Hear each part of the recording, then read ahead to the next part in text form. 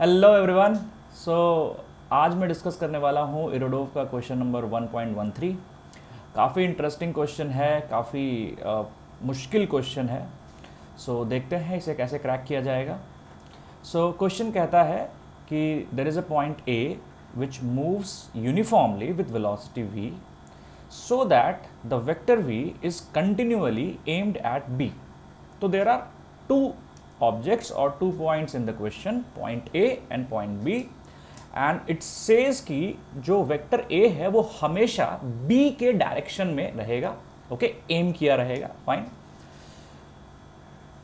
and B moves rectilinearly. Rectilinear motion means it is moving in a straight line motion and uniformly with a velocity u which is less than v. So we can assume कि we have a particle B which is moving rectilinearly on this line, इस तरह से move कर रहा है straight line पे, and it has the magnitude of velocity in this direction as u.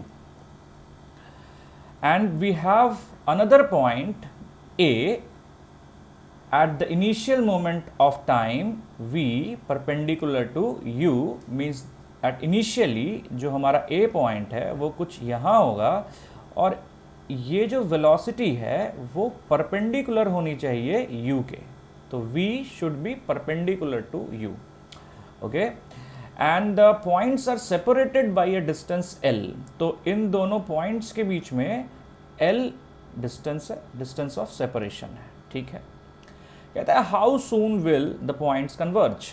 Okay, so question को अगर हम लोग समराइज करें तो कुछ इस तरह से है कि एक पॉइंट है B जो कि रेक्टिलिनियरली आगे जा रहा है और एक पॉइंट है A जो कि इनिशियली B के परपेंडिकुलर था बट हमेशा ही B के डायरेक्शन में एम किए रहेगा। इसका मतलब है कि लेट्स से अगर B यहाँ पहुँच गया तो ये जो A है वो B के डायरेक्शन में टर्न कर जाएगा, B यहाँ पहुँचा तो ये फिर से अपना डायरेक्शन चेंज कर लेगा, B यहाँ पहुँचा तो A फिर से अपना डायरेक्शन B की तरफ कर लेगा, B यहाँ पहुँचा तो it will continuously aim towards B और इस तरह से ये कहीं जा करके इस तरह से लेट्स से यहाँ पे कहीं दोनों मीट कर जाएंगे।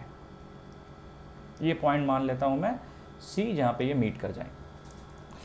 अब देखो क्वेश्चन कह रहा है कि B रेक्टिलिनियरली एक्स एक्सिस में u स्पीड से जा रहा है, A हमेशा B की तरफ एम किया हुआ है, तो सवाल पूछता है कि ये लोग कब कन्वर्ज करेंगे, when these two points will converge, ठीक है। C पॉइंट पे I have assumed it to be converging, so let's find out the time। एक चीज़ तो मुझे यहाँ पे कंफर्म हो गई इस क्वेश्चन में कि यहाँ पे A B को अप्रोच कर रहा है, A is approaching B. So A is approaching B, but the velocity of A is continuously changing as the direction of velocity of A is continuously changing. जो A की velocity का direction है वो लगातार बदल रहा है। तो क्यों ना एक काम करें कि हम किसी एक पर्टिकुलर कंडीशन पे ले लें। मान लो कि मैं इसी कंडीशन की बात कर लेता हूँ, इस कंडीशन की बात कर लेता हूँ, यहाँ की बात कर लेते हैं और यहाँ पे ये इस तरह से एम किए हुए था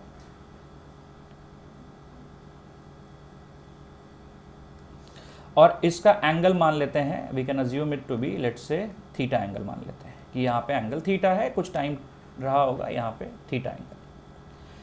अगर मैं देखूँ यहाँ पे तो A की वेलोसिटी है इस डायरेक्शन में v, B की वेलोसिटी इस डायरेक्शन में है u, and this angle will also be theta, so this will be u cos theta.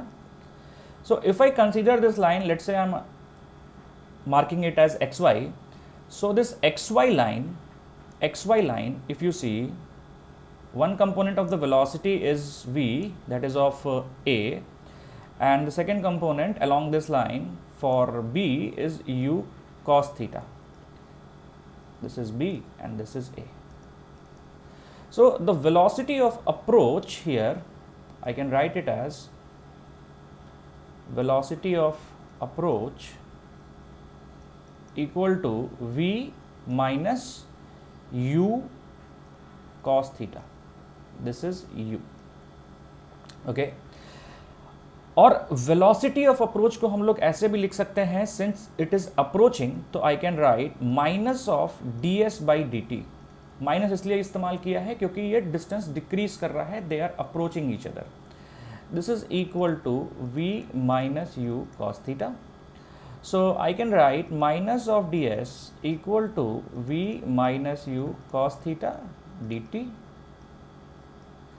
and if I want to integrate them, I can integrate them putting the integration sign and putting the proper limits. So देखा जाए initially t equal to 0 पे इन दोनों के बीच में जो distance था that was l, and after time t, let's say t time के बाद ये मीट करेंगे और इनके बीच में डिस्टेंस 0 हो जाएगा। मैं मान ले रहा हूँ t टाइम पे ये दोनों c पॉइंट पे पहुंच गए। So I can write it as ds integration will be s, and limit if I put it will be 0 minus of minus l equal to, I'll just put it as integration v dt 0 to t minus integration u is constant, I am taking it outside the integral, cos theta dt. Theta is changing, so I am keeping it in the integration. But the problem here is कि we don't know how the theta is changing. So we need at least one more equation. So let me simplify this equation and then we will search for one more equation in this question. This will be L equal to v t minus u integration 0 to t cos theta dt. So that's my equation number 1. Now if I see कि यहाँ पे अगर कोई एक और equation मिल जाए तो मेरा काम हो जाए। अच्छा एक बात बताओ, अगर b x में b से c जाता है, तो लेट्स से कि ये b जो है ये यहाँ से यहाँ जाता है, ये distance is let's say x not, तो मुझे लगता है कि a भी x में सेम डिस्टेंस ही कवर कर रहा है x नॉट। हाँ बिल्कुल सही है सर, जितना डिस्टेंस आप देखिए, फिगर देखिए, ये b जो है यहाँ से यहाँ गया, a जो है वो कुछ ऐसा कर्व्ड पाथ पे जा करके यहाँ जाएगा, बट दोनों का जो x में डिस्टेंस कवर्ड हुआ है वो तो सेम है, b का भी और a का भी।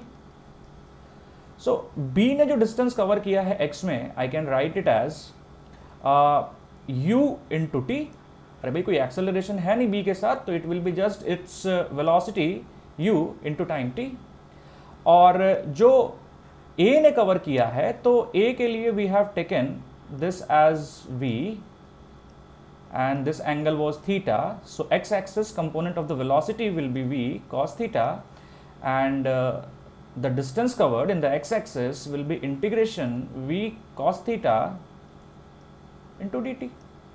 ठीक है, ये तो हमें पता है कि velocity is equals to ds by dt, so ds equal to v dt मतलब v cos theta dt 0 to t। Okay यहाँ से we are getting something, we are getting ut equal to v constant है बाहर निकाल लिया, integration cos theta dt 0 to t। This is my equation number 2। So if I use both the equation number 1 and equation number 2, so let me write it here, let me write down equation number 2 here, ut equal to v integration 0 to t cos theta dt। I can just replace this integral in equation number 1. So I can write equation number 1 will be modified and it will become L equal to Vt minus u, and this will be integration term, this will be whole ut divided by v। So हमें time निकालना था t, now I think we are getting t L equal to v square t minus u square t divided by v।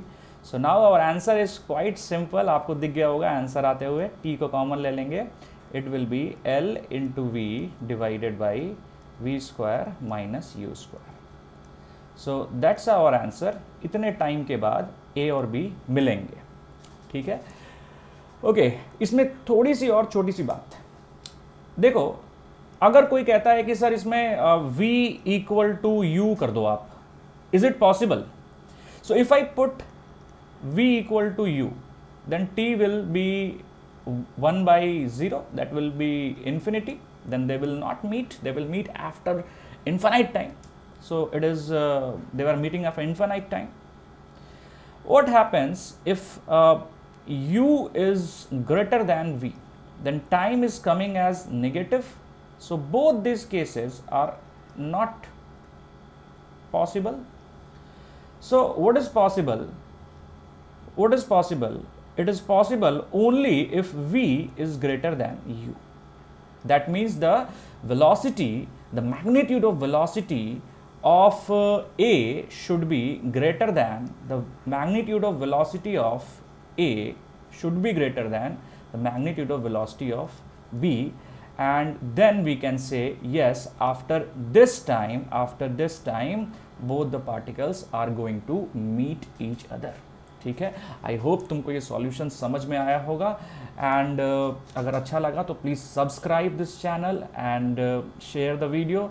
Thank you very much for watching.